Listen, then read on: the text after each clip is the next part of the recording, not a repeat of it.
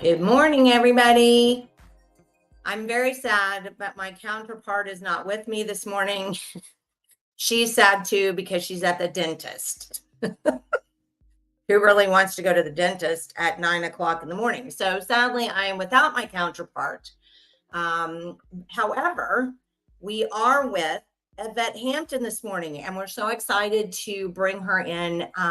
Yvette is the executive producer of Schoolhouse Rocked, the movie, and we are so excited to talk to her, and I'm going to bring her on now. Good morning, Yvette. How are Good you? morning. I'm great. How are you doing? I am doing phenomenal. I got bumped out of my studio this morning by construction Oh project. no. So, well, actually, I think this room may have better acoustics. I'm not sure, but it's all good. We'll manage. So it's so good to see you, and I'm so glad to have you join us today because you, my friend, are a rock star. Oh goodness. Well, thank you. I don't know about that, but but it is good to be here with you this morning. Well, I will tell you. So when I found the movie, I don't remember how long ago, but I thought, oh my gosh, this is the coolest thing ever. And so we homeschooled. Most of our viewers know this, but just kind of for background for you. So we initially put our kids into public school, actually moved to a neighborhood for that public school.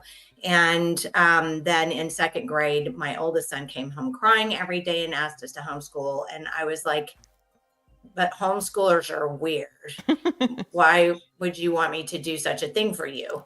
And so thus began really a legacy. We pulled all the kids out the year after. He was kind of our test case.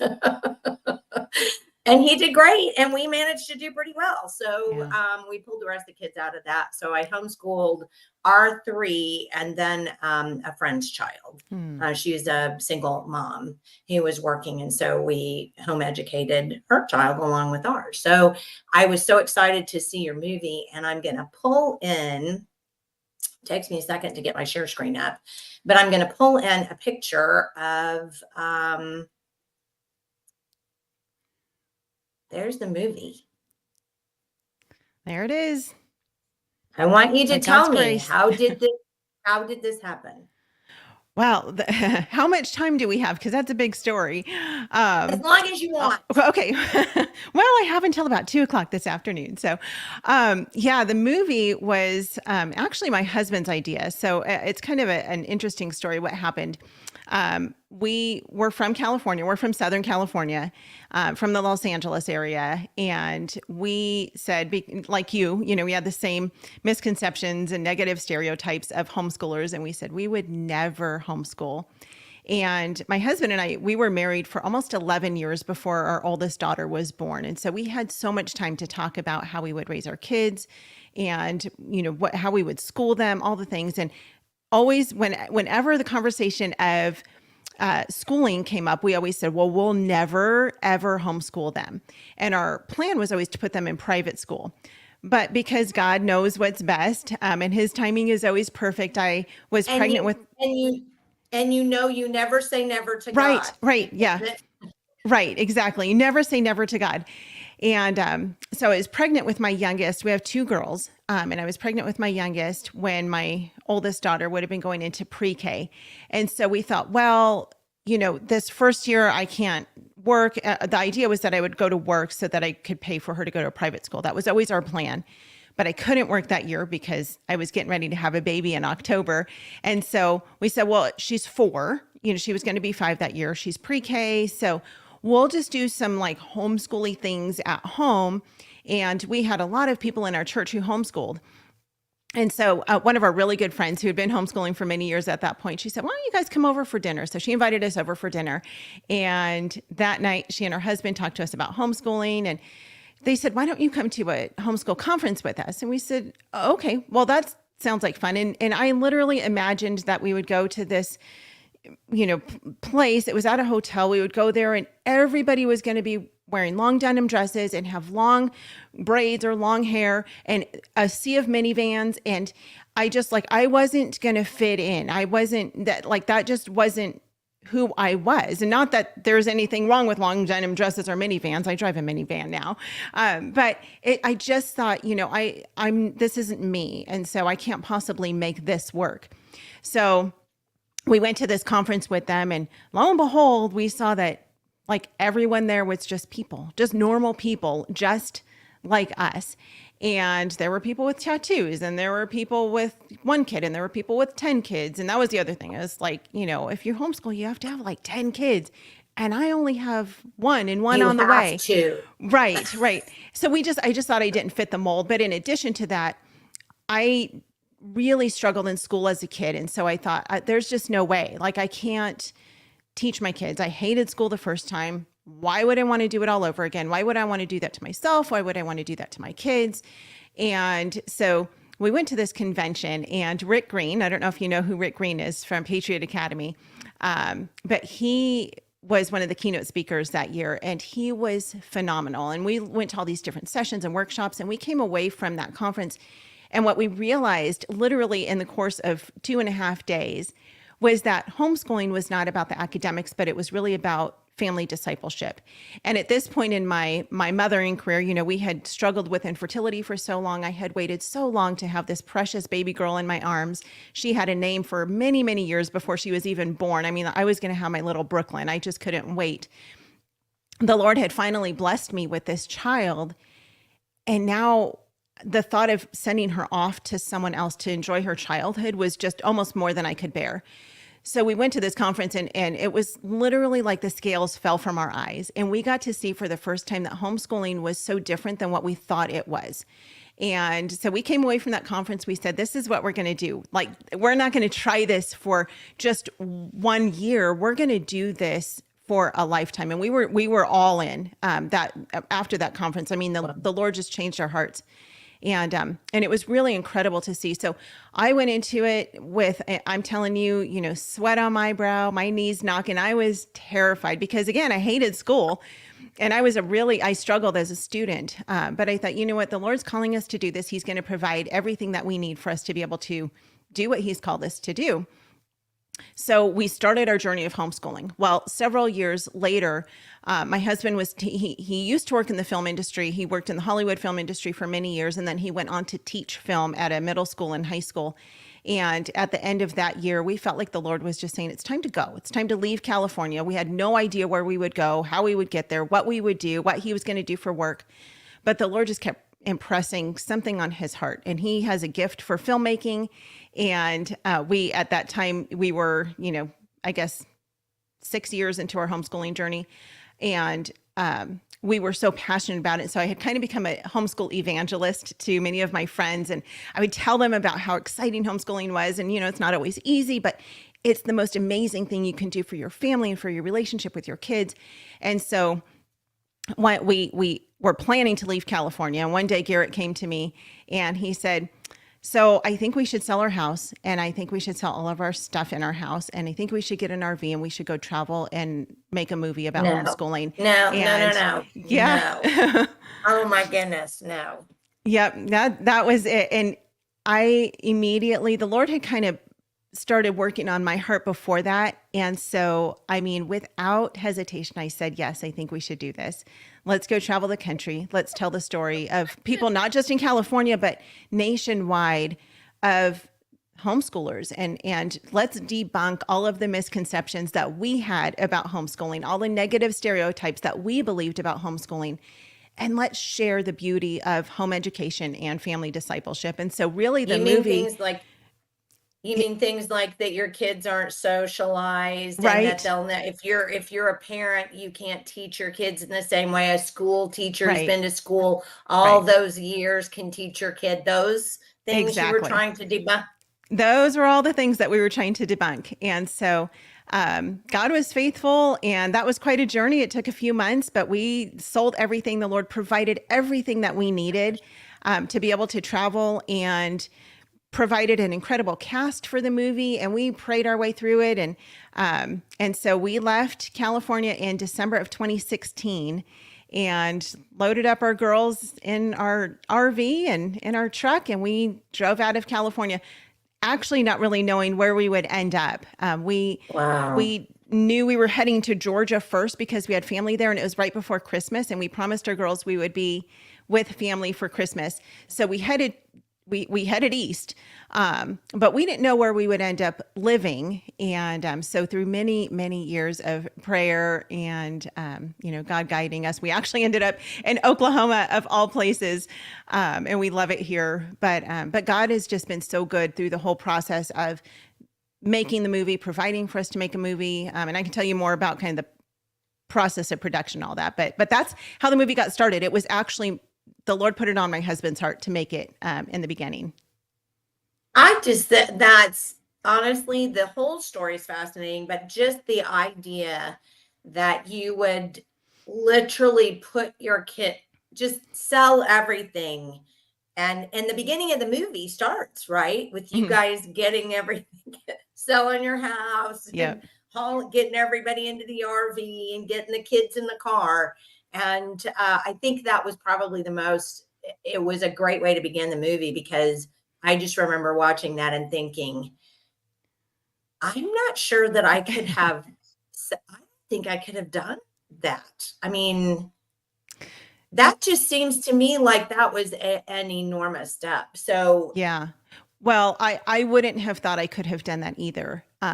It was literally only by the peace and power of the Lord, because I was super comfortable. We all were, but I really was, and so were my girls, where we lived. I mean, we lived in the town that I grew up in. Our church was there, our family was there, all of our friends were there. Like, it was the perfect bubble of life for me and for us.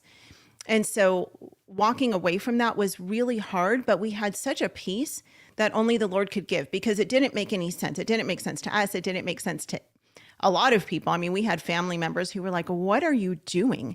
What are you talking?" I mean, my husband's got, his degree in marketing and in business. He worked in the Hollywood industry for many years. He was in the Air Force before that. Like, there were lots of jobs he could have done and places we could have gone. And they're like, you're selling all your stuff. We had a beautiful home.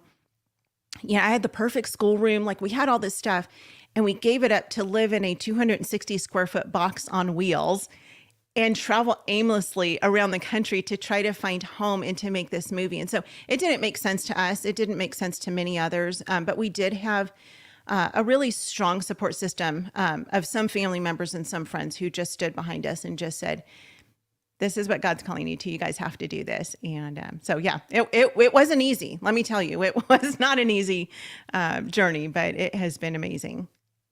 well, but I think part of what's wrong with society today, and sadly, there's a lot of it, but I think part of what's wrong with society today is we don't do the hard things. Yeah. And I think even Christians often, will get a message, and it's not a message we really want to hear.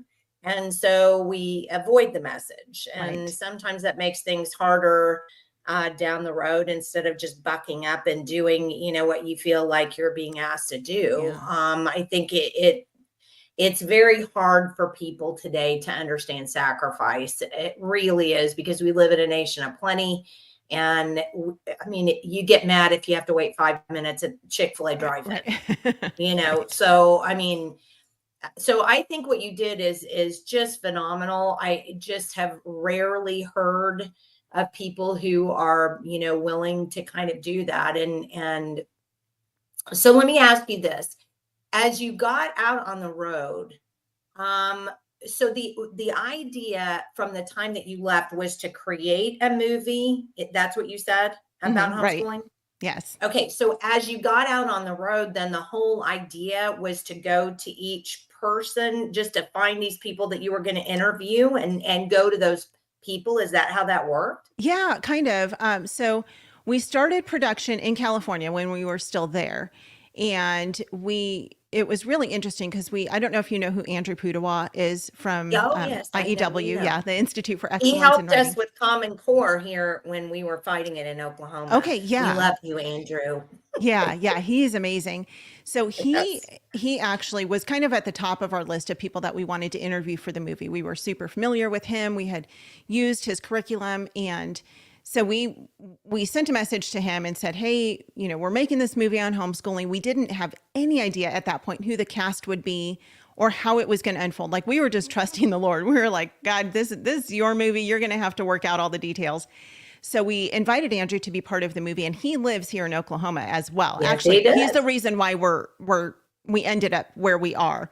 Um, Oh, yeah, that's another whole story. But we contacted him. We didn't know him at the time. We contacted him, said, "We're making this movie. Would you be willing to be part of it?" And we thought, well, we could travel to Oklahoma. I mean, we're traveling all over the place. And he said, "Yeah, as a matter of fact, I'm coming to California. So I could just do it while I'm there." And so we said, "That's great." And this was like a week before we were getting ready to leave California. So he came, we interviewed him. We did like a 2-hour interview with him. It was amazing. oh, And really? when we were done with the interview, he got really excited about the movie, and he said, "Okay." He said, if I were making this movie, and at the time he knew all of the big names in homeschooling, Right. those who are on the Right. speaking circuit and speak at conferences and Sure. stuff, and Yeah. publishers, authors, all those things.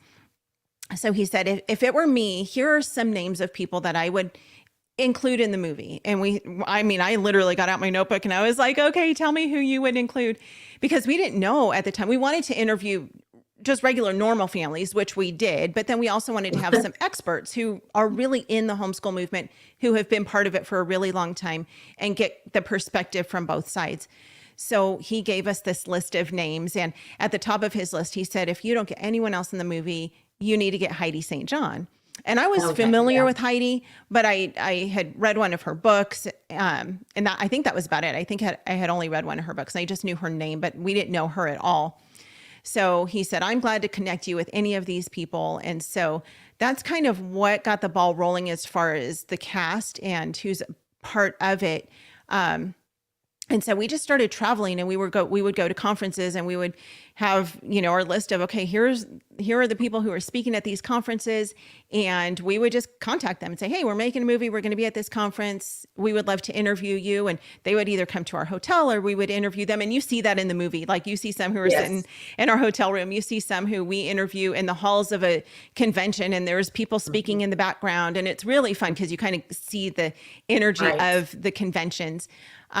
So that was how we got those people. But then just where we would go, sometimes we would be in Georgia or Tennessee or Washington or wherever we were. And we would just put it out there and say, "Hey, we're making this movie. If anyone is interested, we would love to interview you." And so people just kind of raised their hands and said, "Sure, I have a story to tell." And so we would interview just people just like you Yeah. and I, your typical homeschool mom and dad. And so it was really good because we really wanted to get a balance of both of those people. And so truly the Lord just provided the cast for us, and it just kind of unfolded. And what was really cool is that as we were interviewing people, we would interview one person. Like, this happens in the movie with Heidi St. John and Ken Ham. Ken Ham is from Answers in Genesis. And so Right. we filmed with Ken first, and then we did Heidi's. And as Garrett was putting the movie together, and as we were filming, Heidi would say something, and we were like, "Oh, that goes perfectly with what Ken Ham said about this topic." Or Ken would say something, and it would go perfectly with what someone else had said about that topic. And it was like with a documentary is not scripted. And so people Correct. just Yeah. say what they say. I mean, you ask the questions, but then they give their answers. And it was the most amazing thing because it was like this beautiful dance that the Lord choreographed, where all of these people that we interviewed, they just kind of danced with each other in the narrative of the movie. And Yeah. that was not something that we could have planned. That was totally the Lord. And so the movie just fits together like this beautiful puzzle It really because does. the Lord Yeah. just brought the narrative together as it needed to be told. Yeah, I have to say that everything that you're saying, I thought the same thing because I turned the movie on while I was canning. And I had plenty of time, to sit there and pay attention to it while I was, working. And I was really I didn't know that your husband was in film, but it makes a lot of sense now in retrospect knowing that because I thought where did this woman come from and how could she put together such a professional film? I mean, this is kind of crazy because, we've been doing this a long time. I mean, pretty much 15 years, and not the podcast, but just, Reclaim Oklahoma Public Education. Yeah. And, we've always thought about doing something like that, creating a movie about this or that or the other thing. And certainly I would have, thought about creating a movie about homeschooling. And at first I remember when I saw it, and then I thought, oh, I don't, I was kind of like, oh, I don't know. And I watched it and I thought, oh my gosh, this is so professional and engaging. And like you said, and I hadn't even thought about that until you said it. It does just kind of weave together these stories where it just kind of makes so much sense that you're like, wow. I mean, it was a wow movie. I mean, I have to say, I thought it was a wow movie. Well, thank you. All by God's grace. I can honestly say, the Lord's gifted my husband with filmmaking, but it was the Lord who put this movie together, and we still stand in awe of what he did with it and how he pulled it all together. Because it was not, I mean, it was just our family. Like, it was my husband and me and our two girls who traveled and made this movie. We did not have a crew of anybody. Like, it was just us. And so, it was and the I Lord think leading about it. what kind of story your girls are going to have, to tell their kids later on in life. I mean, you're talking about something that very few, rare kids would get to be involved in something like that. And just out of curiosity, because what ages are they? Now they're 17 and 12, almost 13. And so when were they then? How old were they then? when we left California, our oldest was she was 10, it was about a week and a half before her 11th birthday. And then our youngest had just turned 6. So 6 and almost 11. Yeah. And so, just out of curiosity, what did they think about it at the time? Did they think, this is a great adventure, or why are you uprooting me and taking me away from all of my friends? Or I'm just kind of curious about their perspective. Sure. Both of those things, actually. In the beginning, none of us really knew what kind of adventure, journey, hardship we were in for. I think that had we known how hard it would be, we probably wouldn't have been as quick to say yes. I mean, I would like to say that we would say, absolutely, Lord, we'll do anything you want us to do, and we will. And that is my heart. I want to obey the Lord. I want to do what he's asked us to do in all things. But it has been a really, really hard journey for our family because for about 4.5 years, we were just kind of transient. I mean, we didn't really have home. Gosh, 4.5 it was years? A long time. And so, and my those were the goodness, 4.5 years of, especially with our oldest daughter, of her kind of teen years, and so she has friends all over the country now. And that's part of the really neat part of it is we all do now. I mean, we have friends all over the country. Whereas before I said, we were in our perfect little California bubble with everybody that we knew, but now we have friends coast to coast, and I mean, good friends, like people that we talk to on a regular basis and people that we visit, and, they come and visit us. We go and visit them, and like, we kind of do life with these people. Yes. But it has been hard because we haven't had a local community. We're just now establishing that. We moved to Oklahoma about 2.5 years ago. And so it's been 7 years since we left California, almost. It'll be 7 years in December. Oh my gosh. Wow. Yeah, I know. It's been a long time. And so even being here for the last 2.5 years, it's the first time we've been settled anywhere. And so we're still establishing friendships and community here because it takes a long time to do that. So it was, in the beginning, I think they were excited about what we were going to do, but it was really hard for them to leave friends and really hard to leave family. I mean, we left my mom and my sister and my niece and all the people that we are closest to that they've known their whole lives, and that, I've of course have, we were just really established there. So it was tough for us. It still is in some ways, but the Lord is, he's settling us, and, we'll see. My oldest is a senior this year. And so we don't know what is next for her. We're praying through what the Lord has for her after high school, and I don't know. She still considers California home. Okay, so let me stop you there. So you're not automatically just going to plop her in a university somewhere. That might not be the plan. No, we had never really planned for her to go to college. That had not been her desire. We will support our girls in whatever the Lord leads them to do, whether it's university or whether it's, getting married and having babies, whatever it is, whatever the Lord wants for them. But in the last year, my oldest daughter, she has really taken an interest in nursing. And so we're now just starting to look at colleges and universities. However, I will say it's scary out there because we only want her to go to a good, solid Christian, solid biblical worldview college, and it's very hard to find those. There are a lot of quote unquote Christian colleges out there, but many of them are not what they say they are. And we've seen that firsthand. We actually visited a university back in April. We did a campus visit, and I won't say which one it was, but we were incredibly disappointed because they are a Christian college that has, there's no Jesus there. I won't say there's no Jesus there, but there's Jesus, I'm sure. Well, and some people, but I'm anyway. gonna say, so I'm gonna have to follow up there with you on our youngest one is he did concurrent classes at a Christian university here in central Oklahoma. And it was very reasonably priced. And, I was shocked. I thought it was pretty rigorous.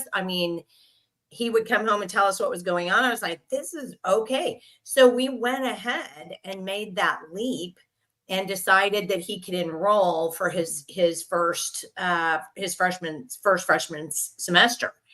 And immediately after we did that, it was 5 times more expensive than it was the concurrent class. And they didn't even tell you until you'd already enrolled. So that was one thing. Then the second thing was there are no books. Everything is done online. You can't have an actual book. And during his concurrent classes, he had those. Now everything is online.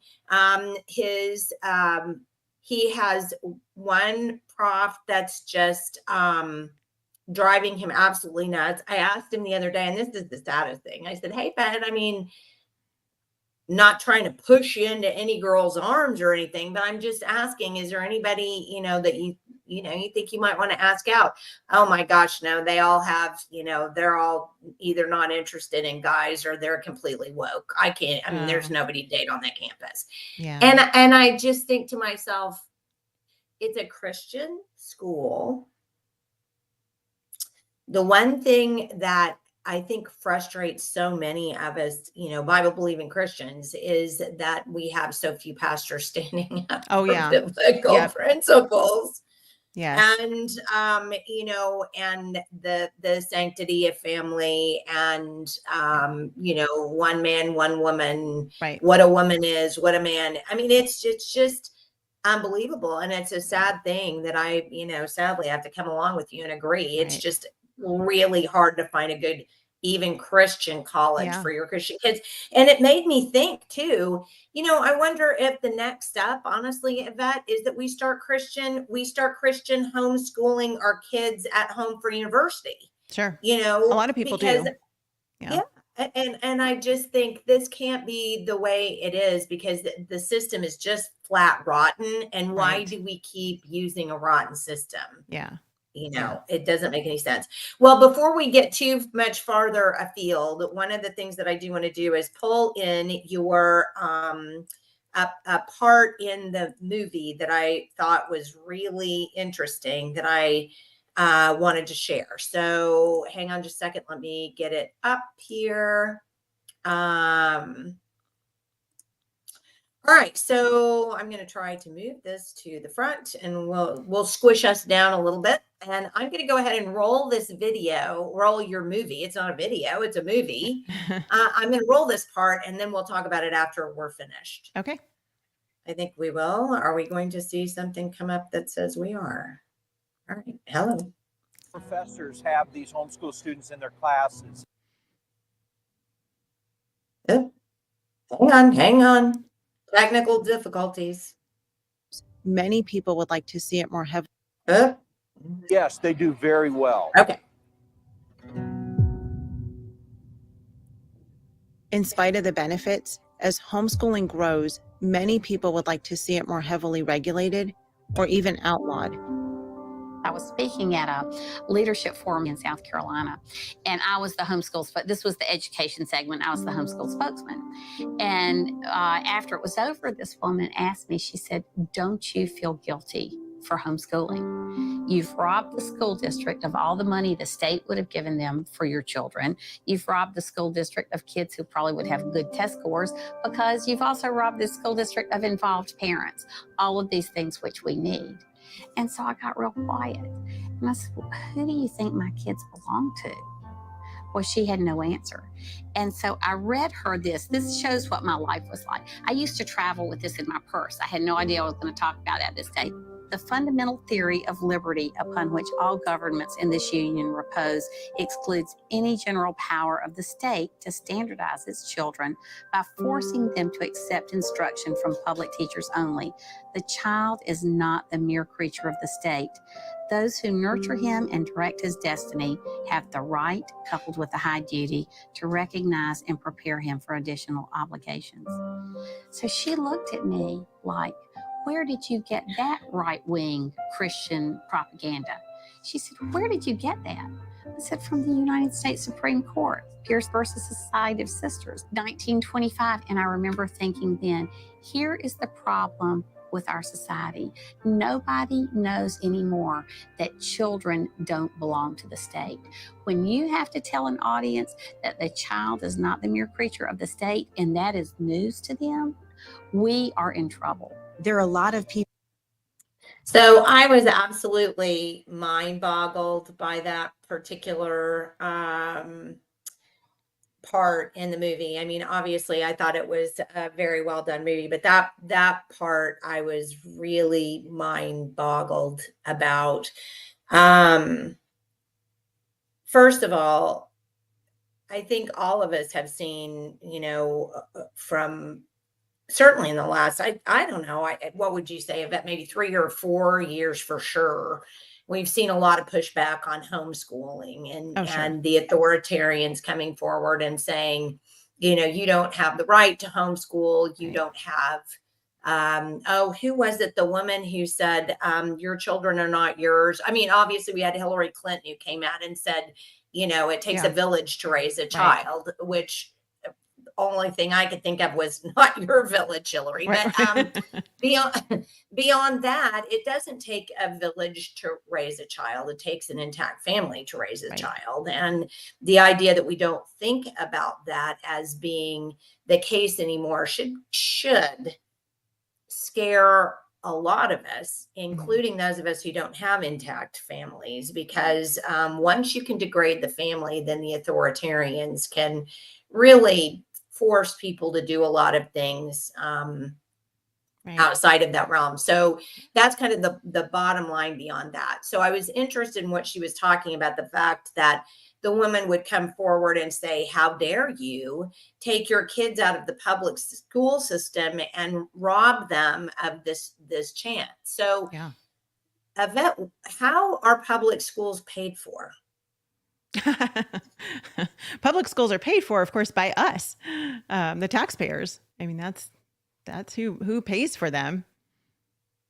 Well, here in Oklahoma, our property taxes, I'm sure now that you are in Oklahoma and you know this, our property taxes Yeah. support our local public school as well as our libraries, both of which are not, really helping Yeah. our kids anymore. And yet, if we don't pay for the bill, then they come and take our property, kick us off our own property, and take the Right. property back so that we can, continue to fund these places that aren't helping our children. And so I guess the trick of it is, how do we make people understand that we have the right as parents to not engage in a system, certainly even though because we're already paying for it, Sure. we don't have to engage in that system to educate our children. How do you feel is the best way to make those people, and unfortunately, I think it's about half and half now, the other half to understand we have that.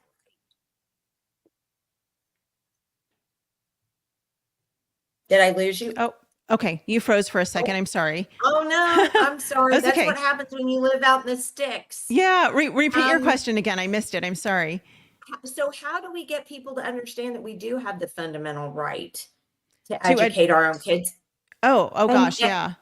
Well, and not only that, but that we can do it. We don't have to be sure. public school teachers to do that. Right. Well, we not only have the right to do it, but we have a responsibility to do it as Christians, especially. And whether you're a Christian or not, we have a responsibility to our kids to raise them up in the fear and admonition of the Lord, right? I mean, one of the things that we talk about all the time is Psalm 1. Psalm 1 says, "Blessed is the man who walks not in the counsel of the wicked, nor stands in the way of sinners, nor sits in the seat of scoffers, but his delight is in the law of the Lord, and on his law he meditates day and night." Well, when our kids are in public school, they are walking in the counsel of the wicked. Absolutely. The public schools are teaching everything that's contrary to the word of God. They are not teaching our kids virtue and morals. They're teaching our kids what they want them to learn. They're asking them on the first day of school, in many cases, even here in Oklahoma, they're asking these kids what they want their pronouns to be. And their pronouns can change any day of the week, right? And then they're affirming that in our kids. And so they're walking in the counsel of the wicked, and they cannot meditate. It says, blessed, but his delight is in the law of the Lord, and on his law he meditates day and night. Well, our kids cannot meditate on the law of the Lord day and night when they're away from us for 40 hours a week. The average kid spends somewhere in the neighborhood, and this number kind of changes depending on who you talk to, because it depends whether or not they're including extracurricular activities and sports and things like that. But the average child spends somewhere between 15 to 16,000 hours of their childhood separated from their parents when they're in school, in a traditional school, from kindergarten through 12th grade. 15 to 16,000 hours of their childhood that we're missing out on, and we're missing the influence that we get to have on our kids, and we're putting them under the care of someone else who's going to teach them their morals and their values and their virtues and everything else. And we don't know who these people are. And let me say, there, and we talk about this in the movie, there are a lot of really amazing people in the public school system.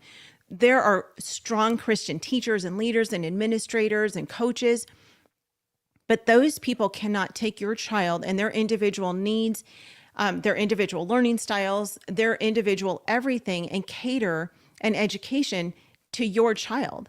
And Israel says this in the movie, there's no one on the planet who loves your child more than you do. There's no one who knows them better than you do. Like, you as the parent have a responsibility, not just a right, but a responsibility to teach them.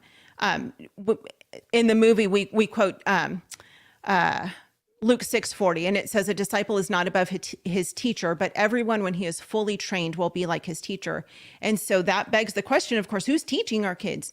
What are they teaching them? Who's teaching them? And we have no control over who and how our kids are being taught on a day-to-day basis. And so there are so many benefits to homeschooling, of course, but we have a great responsibility as parents to be the ones to disciple the hearts of our kids, to teach them the things that God has put upon our heart, and not to stick our head in the sand and pretend that what's happening isn't actually happening in the schools, because it really is. I want to read you really quickly. So this is actually out of Oklahoma City.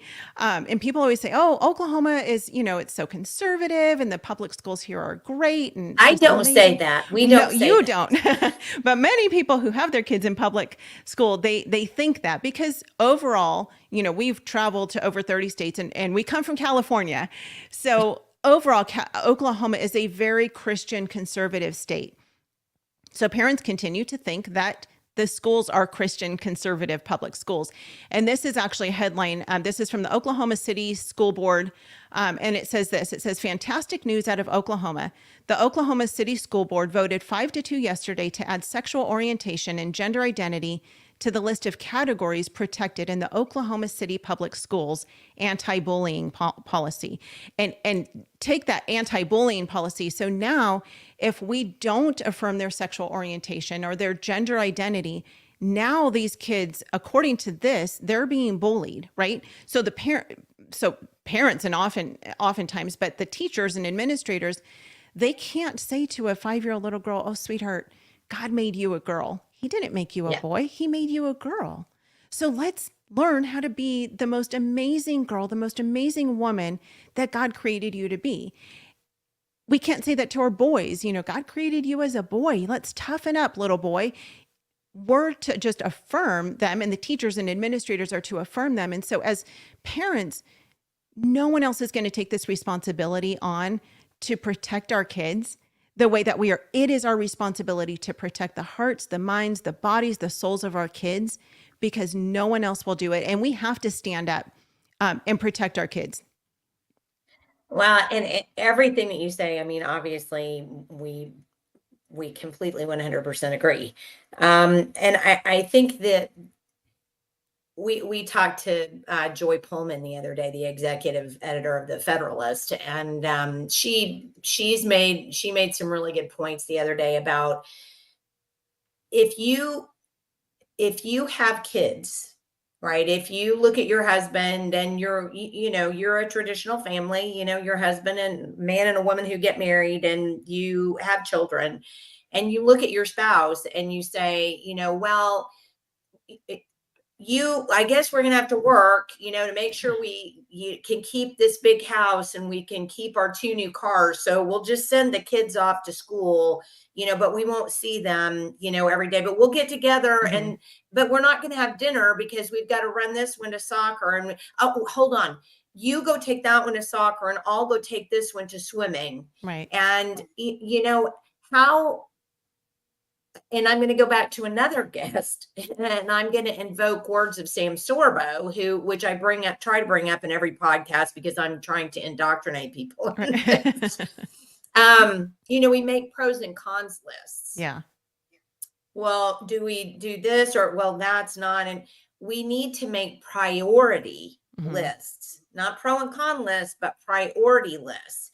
And if you have children and children obviously Christians put God at the top, but not everybody is a Christian. Let's just say you're not a Christian. If you have kids and you can't put your kids at the top of that list, why did you have children?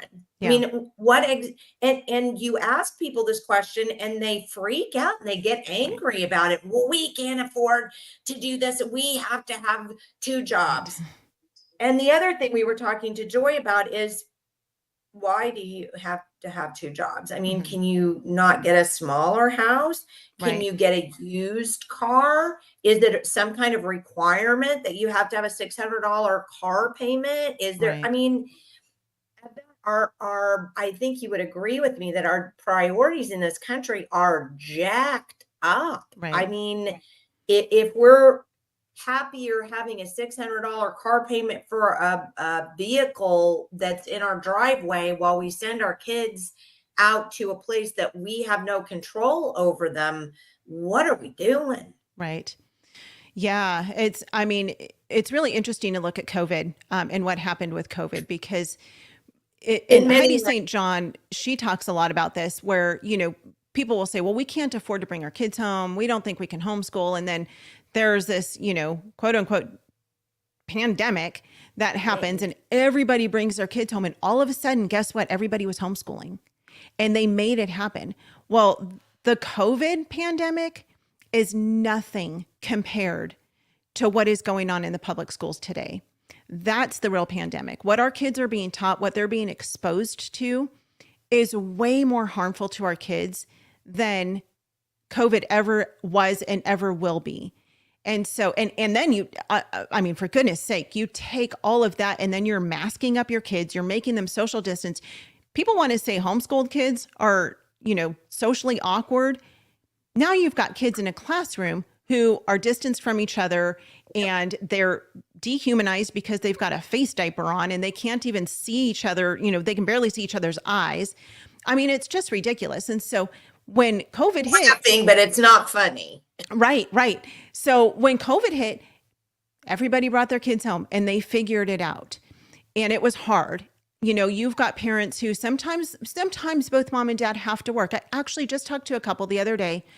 They've got a 3-year-old little boy and one on the way. And they said, we're talking a lot about homeschooling, but we don't know if we can do it. And their reservation was one. And I'll tell you, this is always the top reservation that across the board, the majority of parents have is, I don't know how to teach. I can't do this. And that's, again, why we made the movie, which by the way, the movie is free. People can stream it for free. I don't think we mentioned that. But for those who are watching this. And thank you for doing that. Yeah. It's free through our website, schoolhouserocked.com, or you can just go straight to schoolhouserockedmovie.com. So people can stream it for free. But I was talking to this couple and she said, she's a nurse, she's in nursing school and her husband's an air traffic controller. And she said, I don't think I can do it. Like, I don't even know where to start. I have no idea what to do. And that is why most people don't jump into homeschooling. That was why I was afraid to do it, I was like, I don't know. I'm not a teacher. I can't teach my kids. And so a lot of parents steer away from it because of that. But also, like you said, if parents have jobs and sometimes it's because they want the big house and the fancy cars and the nice vacations, you can give that up. But sometimes it's because they've got lots of medical bills and that they have to pay and they have to work, or they have, maybe a single mom who has to work to provide for her family. We've met lots of single moms. Well, that's the beauty of homeschooling, is that homeschooling doesn't have to take 8 hours a day. And it does not have to be done Monday through Friday between the hours of 8 a.m. and 3 p.m. It can be done in the evening. It can be done on the weekends. And really the education, the academic part of it only takes a few hours a day. And that's in the upper grades. I mean, like high school is like maybe 4 hours a day that we spend on the actual academics. And that's about what kids spend on actual academics in the classroom. All that other time is spent corralling kids and disciplining and trying to get the classroom under control, and recess and lunchtime. It's filler, exactly. And the teacher trying to meet the needs of each individual student who needs help with their math problems and this and that. And so those kids are only getting a few hours of instruction a day as well. But we have this idea that school needs to take 7 or 8 hours a day, every day of the week. And that's absolutely not true. And so, yes, just like parents had to prioritize when everything shut down, that's what they need to do with homeschooling, is just prioritize. What is the most important thing for our family, and how are we going to make this work? And I am not saying it's easy. It is hard. It is really, really hard for a lot of people. I'm blessed to have a husband he works from home. And so I have a lot of support from him, and it makes it a lot easier for us to homeschool. But not everybody has that. Most people don't have that support at home during the day. But it's still doable. The other reservation is when people have multiple kids. If you've got 5 kids, it's hard to homeschool. It's hard to balance all of those kids. But we have a podcast, and we talk about all of these things on the podcast and give practical insight and practical ways that people can homeschool when you've got 8 kids or 10 kids or 5 kids. And so the support is out there. The homeschooling is so mainstream now that there's co-ops that your kids can be part of. Our girls are part of a co-op. And so there's a whole lot of stuff that is helpful out there that makes it doable for people to homeschool. So I thought it would be a good time to get to your website. So it's just look up here, super easy, Schoolhouse Rocked, all one word.com. You do have 2 separate podcasts. You have the Schoolhouse Rocked podcast and YouTube channel, and you have Homeschool Insights podcast. What's the difference between those? Yeah. So the Schoolhouse Rocked podcast is kind of our mother podcast. That one it's an hour-long interview, but we split it into 3 20-minute episodes that we air on Monday, Wednesday, and Thursday. And that's because we found that homeschool moms, typically moms in general, don't have a whole hour to listen to an entire podcast. So we wanted to make it a little bit more doable for them. So we've got 3 20-minute episodes that we split it into, and that's worked really well for us. So that's one big long conversation. And every week we have a new guest that we talk to. I always have a guest on the podcast, and we always talk about homeschooling, family discipleship, and homeschooling. It's in the home. So it encompasses everything.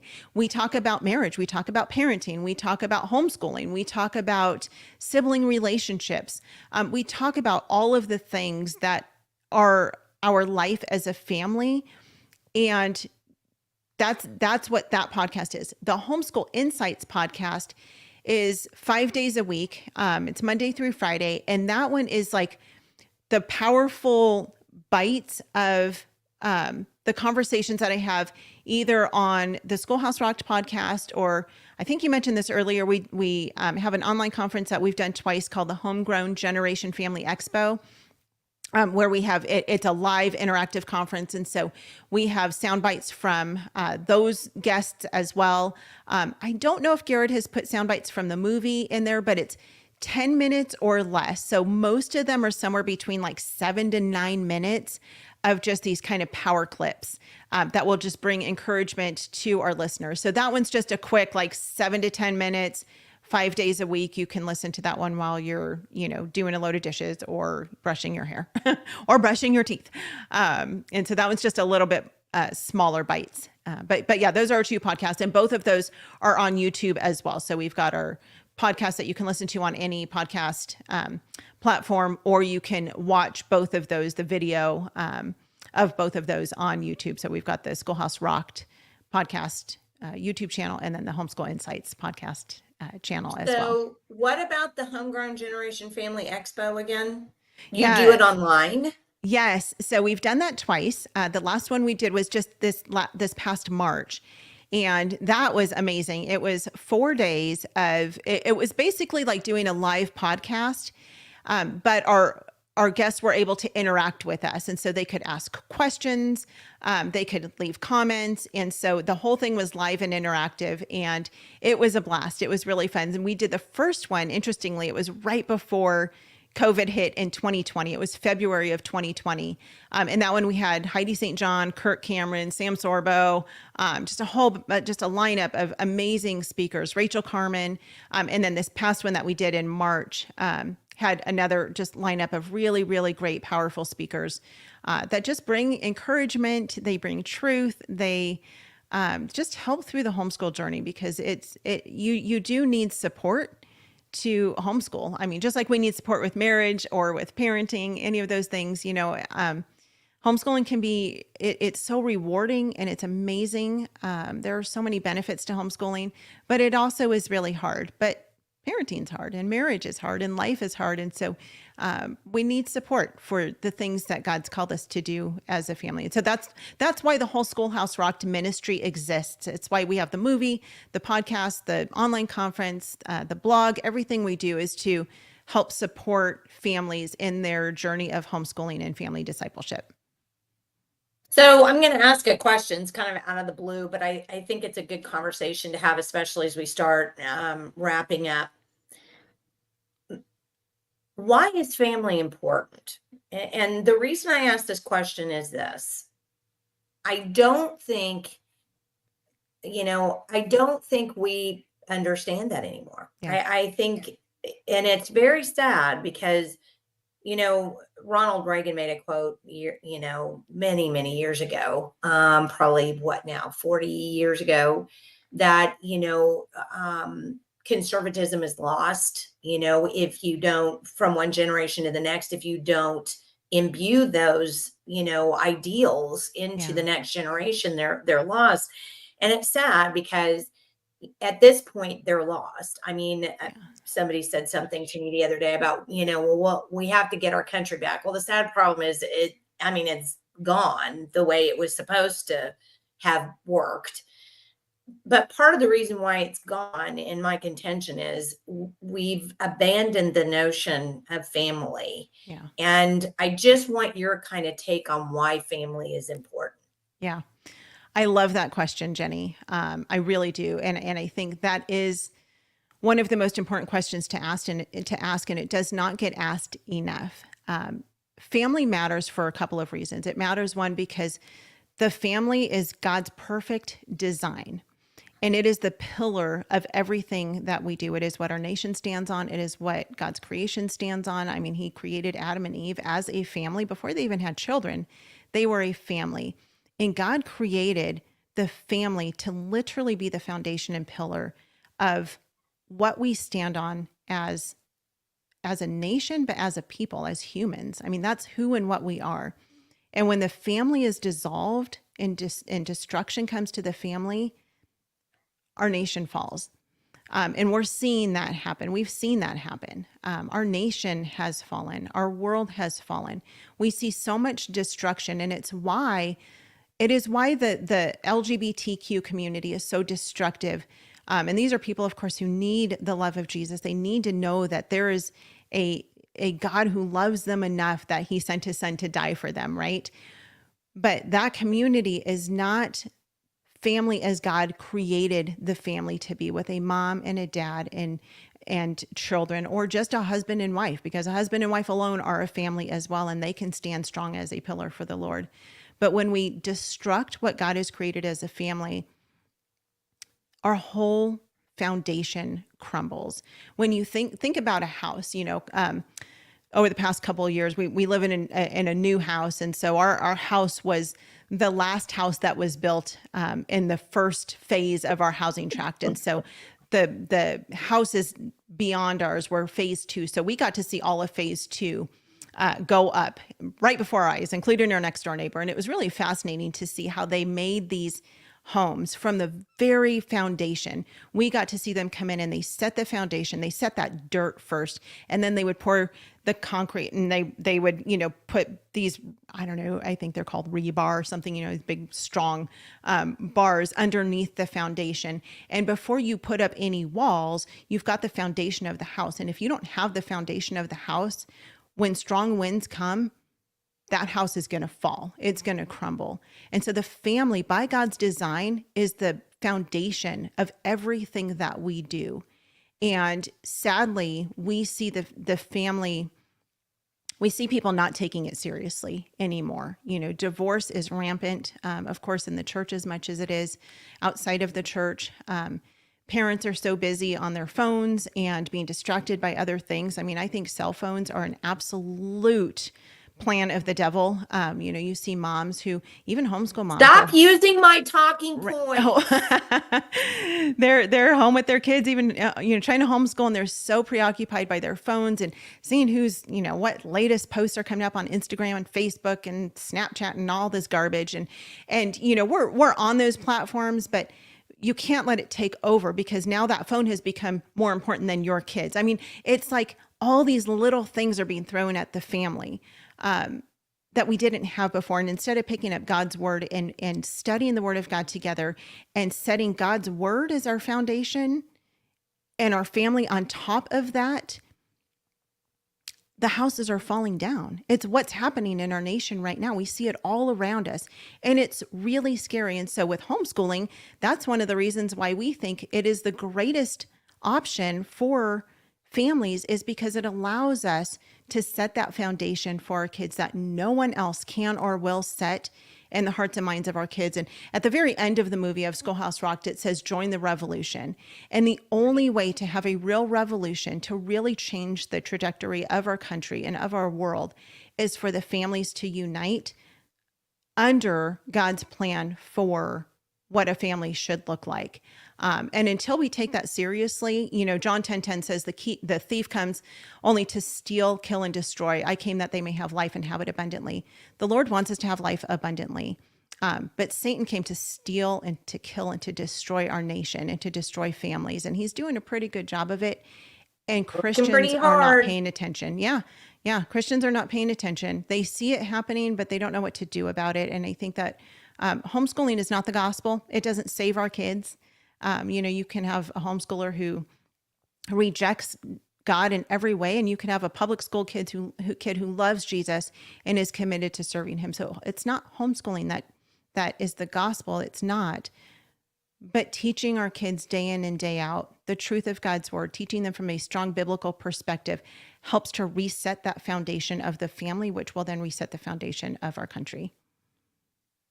Sorry, I was just playing a couple of comments because I keep forgetting to look at the comment. I do. I need to put them in, and I keep forgetting. So first of all, Julia was saying she was sorry that she couldn't be here to be with you today because she's sitting in the dentist's office. And then Riley Flack, who is, I think you probably know who he is, as an Oklahoman, absolutely stalwart Christian man who has now taken his kids out of school. I think he's going to be on with us fairly soon at some point in time. But I think what I kind of wanted to get back to before we leave, because we're, kind of running up on time now. I think the sad state of affairs, and something that I'm going to even pitch out to you, for you to consider as well as our audience. We are primarily a Christian conservative organization. I mean, as are you.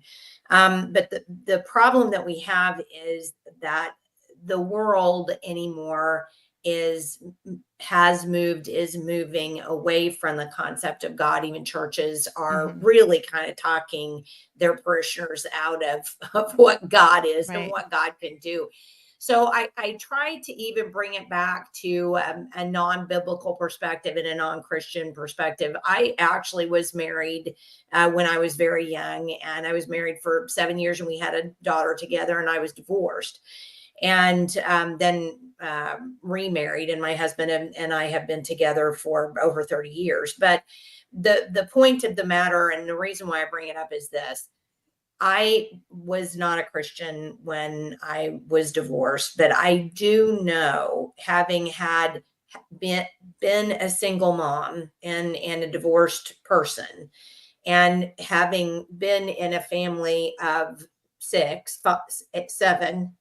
Wait, we have 5 kids and 2 adults. That's 8. 5 and 2 is 7. Yes, I can't even do math. And I homeschool. But the point of the matter is, I mean, there were 7 of us in the house, at least some of the time. And it didn't always go smoothly. I mean, we've had some significant upheavals in our family.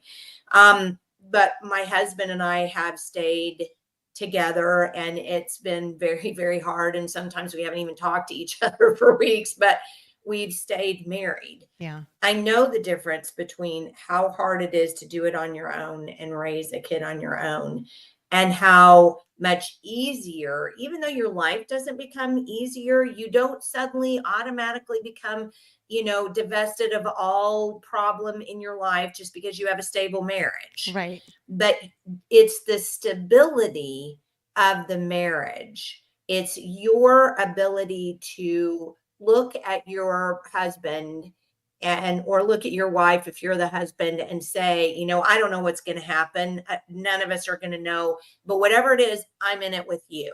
Yeah.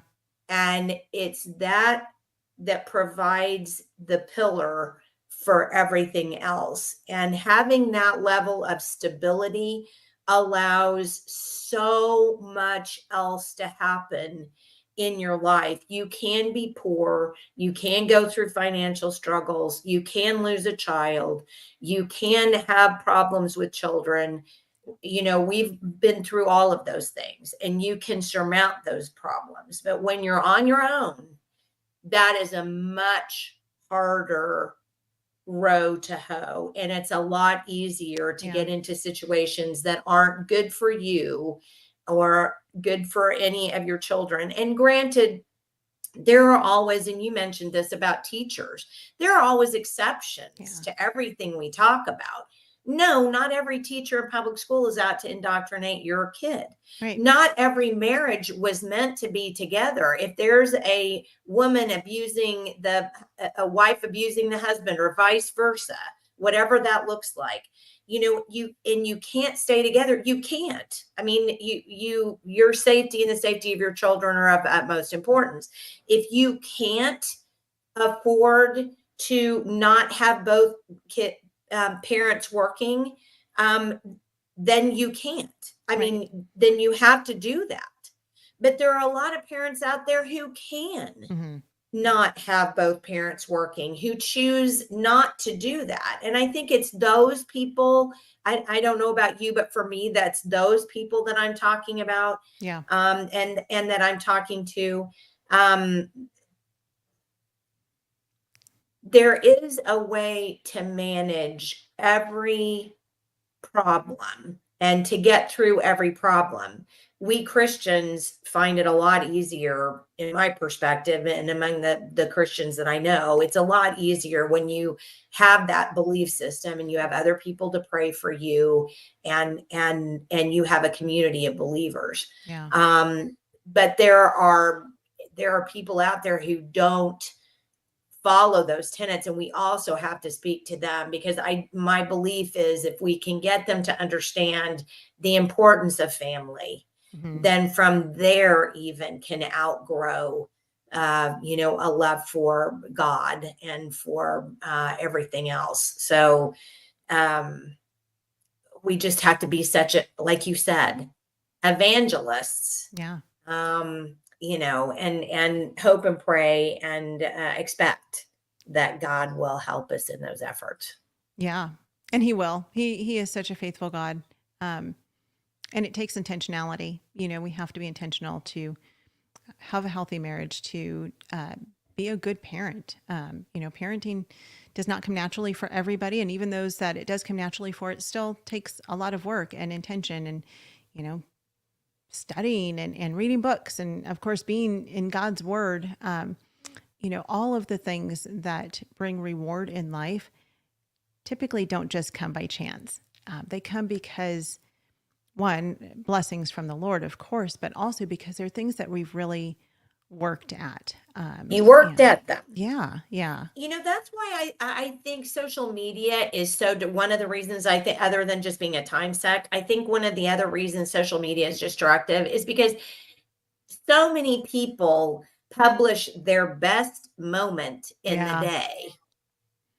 And so you've got me over here going, oh my gosh, Yvette looks so adorable today. And I wish my hair could look like that. And her kids are so perfect. And, she just has, and we somehow think that what we're seeing right there is not just a snapshot of their day, but their Right. whole lives. Right. And then we want to live up to that standard and get frustrated and want to quit when that's not our lives.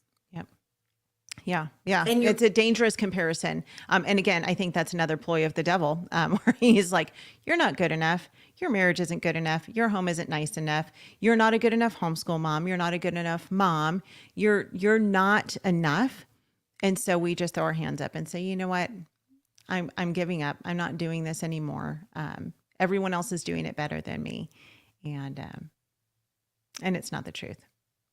It's not. I mean, honestly, if Yvette and I can speak to any of you out there, what you're doing, if you're doing it in good faith and you do it because you love your children and you're caring for them appropriately, you're doing great. Yeah.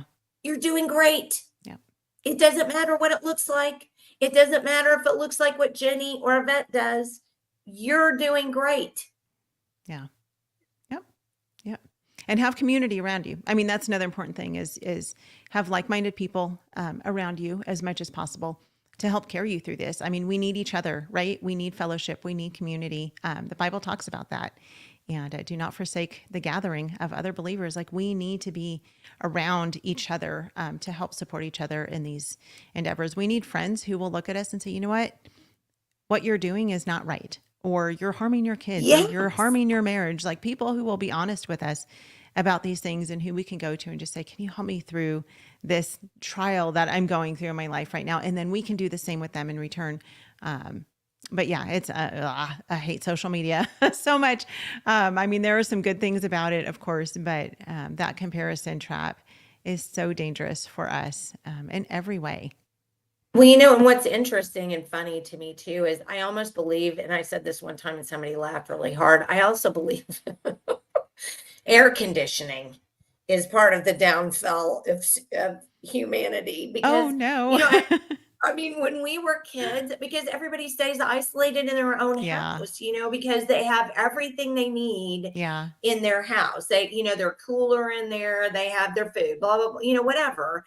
And I remember even when I was a kid and we didn't have air conditioning, in Oklahoma, when I grew up, and, you went out and you sat on the porch and you talked to people in your neighborhood and and we've lost that sense of community. We've lost those things, those cords, Yeah. you know, that bound us together, even if we weren't in church, Mhm. right?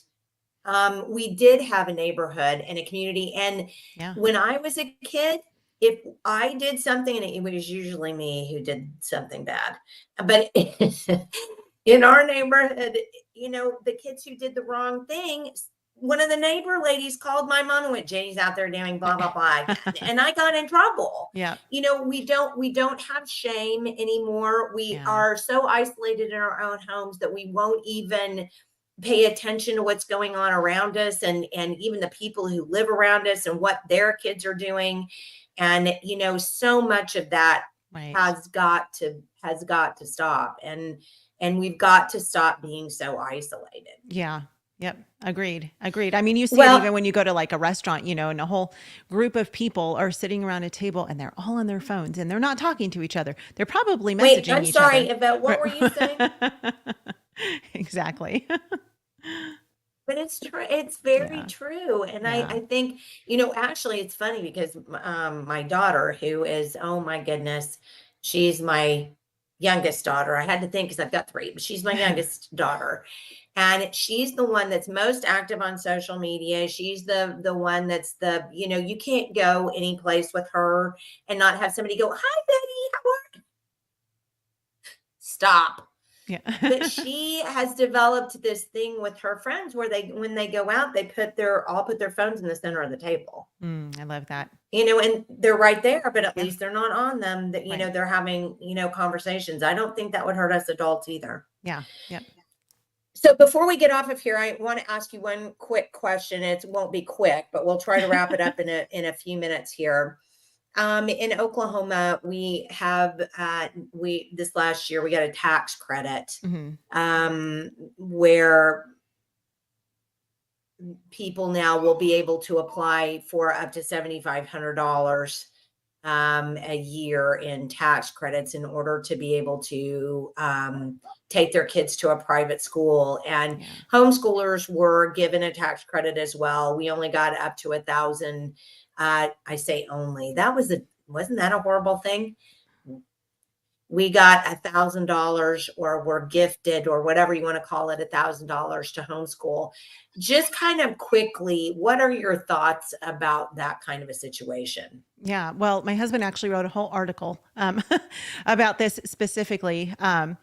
It's really quite simple. I think people try to complicate it. But the simple answer is that the government doesn't do anything out of the kindness of their hearts. They always have an ulterior motive, always. They don't give anything out for free.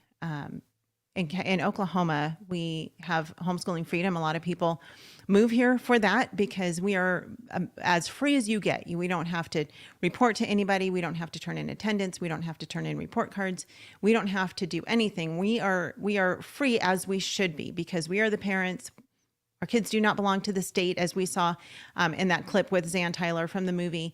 Our kids are ours. They belong to us. And so we have the responsibility to educate them the way that we want and the right to educate them the way that we want. As soon as the government steps in and we take anything from the government, they now have a leash on us and they can say, oh, well, now we want to regulate this, this, and this. And they don't do it right away. But little by little, as soon as we start taking the bait, right? And I think I sent you a link in the private chat to the article that my husband wrote. So you can share that if you'd like. But as soon as we start taking the bait, we take that cheese from the mousetrap, right?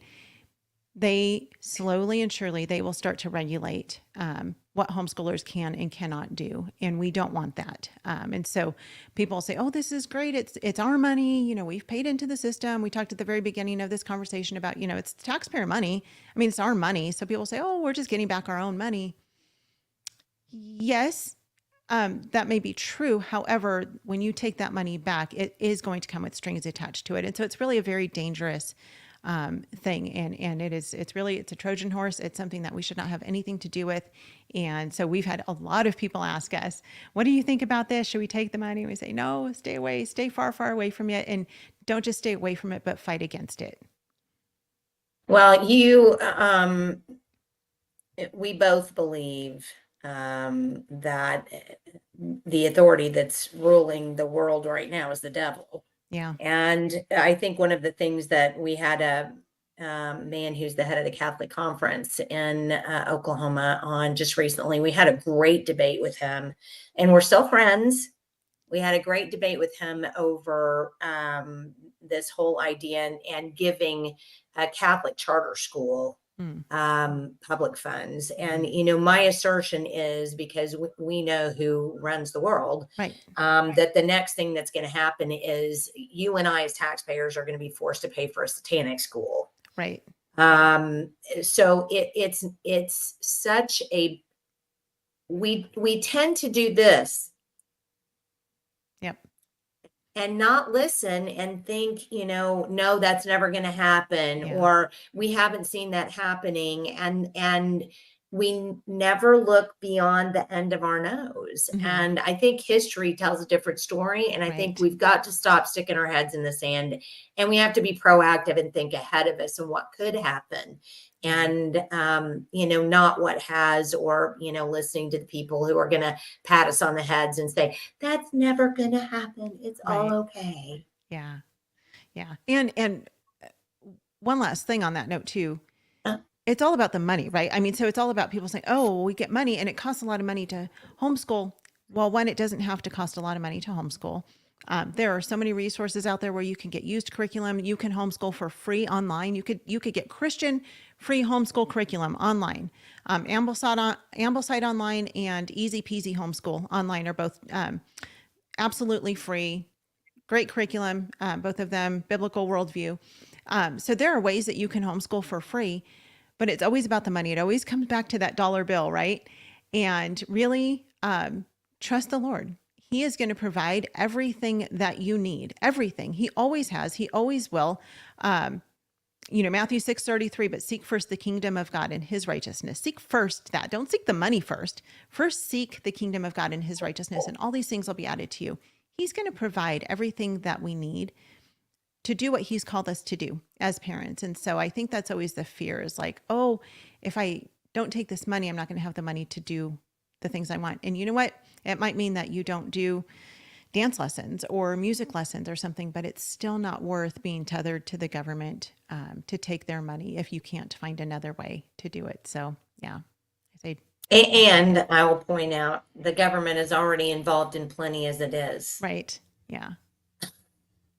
Yvette, anything else before we get off of here today? Because I think we had a great conversation. Yeah, this I has am been so happy fun to talk to you. Oh, thank you. It has been so much fun. And again, just the website, Schoolhouse Rocked, ROCKED, schoolhouserocked.com is where you can find everything. Schoolhouse Rocked movie.com is if you want to just go directly to the movie, and it's free. You can stream it for free. And just share it with your friends, with your family. We've had a lot of people who have shown it in their churches. We've had places, people who have shown it in their local libraries, which is really cool. And I think really funny. People have opened up their homes and had watch parties with their friends. And so help to share the movie. We also have on our website a free download. And as a matter of fact, when you watch the movie, you'll get this free download automatically. But it's the Homeschool Survival Kit. And it basically is a 70-some page free download that tells you how to get started with homeschooling. And then it talks about all the different aspects of homeschooling, like the different methods of teaching and learning styles, and tons and tons of resources for people. And so that's a free download that people can get. And yep, there it is right there. Free homeschool survival kit. So if they watch the movie, they'll get that for free, or they can just go straight to the website and click on that free homeschool survival kit and get that free download. But it will help for those parents who are just like, okay, this homeschooling thing sounds great, but I have no idea what to do. I don't know how to get started. This will help parents. That's why it exists, to help parents know how to get started in homeschooling. And I know we're a little late with this, for the start of school, but I want to make this point. You can take your kids out of school anytime you want in Oklahoma. Yes. Yes. So please don't feel like you're tied to, oh, I loved what Annette and Jenny said today, but I have already enrolled my kid for this year. Yeah. Doesn't matter. No. Doesn't matter. No, it doesn't matter. Take them out, give them a break for a week if necessary, and then, we've got a whole podcast that will help you in that homeschool survival kit that will help guide you. And people awesome. can always email us too. Lots of people send us messages and emails, podcast at Schoolhouse Give me your Rocked. email. Yeah, it's podcast at schoolhouserocked.com. And so, Podcast at schoolhouserocked.com. I'm a pretty fast typist, but not if you're telling me what to type. right. Yeah. So people are welcome to email us if they have specific questions, or want to know, what specific episodes of the podcast to listen to, anything like that. We would love to just help. I mean, we exist to help parents homeschool with excellence, but more importantly than that, to help families lead their kids to Jesus, because that ultimately is the most important thing. It is. It is. It is, Christians. It is. Yvette, so loved meeting you. So loved that you're in Oklahoma, because we're going to get together for lunch soon. Yeah, I've got I would love that. go up by where you live pretty soon. And so I'm going to chat you up, and Yeah. we'll go have lunch. Thank you. So, It's been such a pleasure, Jenny. Thank you so much for having me. Thank you. Well, and we may even have you back again. Yeah, I would love it. So yeah, so let's keep that in our hats, and be able to plan on that at another time. So Great. we will let you go for now. But again, we will be reaching out again, and everybody, please go see that movie. I mean, I just can't tell you enough. They did such a great job on this movie. I mean, they really honestly did a great job on this movie. You will not look at it and go, oh, I felt like that was a documentary, or be bored. You won't. It was great. So go see it. Thank you. Thank you. All right. Yvette, take care. Have a lovely day. And Thank you. I hope we'll talk to you soon. All right. Thank you so much. All righty. Bye-bye. Bye. Okay, that was a wonderful podcast. I was so excited about that. It just, she just was phenomenal. And again, I just can't tell you enough. And this is the last time I say it, I'll promise. Watch the movie, just please. And then not just do that, but then share the movie, because it was, again, definitely worth the time to share. So please do that. I want to say one quick thing before we leave. Thank you, donors. Thank you to our donors. We really appreciate you. Thank you so much for helping us get this information out. I know that we don't talk about it probably a lot, but it costs money to email everybody. It costs money to do this podcast. It costs money to do, so many of the things that we do. And we just appreciate any donations that you can help us with. And we just have our Patreon account. I just opened it yesterday. So if you'd like to be a Patreon member, it's $7 to become a Patreon member. We will be putting new and original content in that. We actually have a lawsuit that we're helping with, that we're going to have an interview with the person who is suing their school for a school bond. So I think you'll want to hear about that.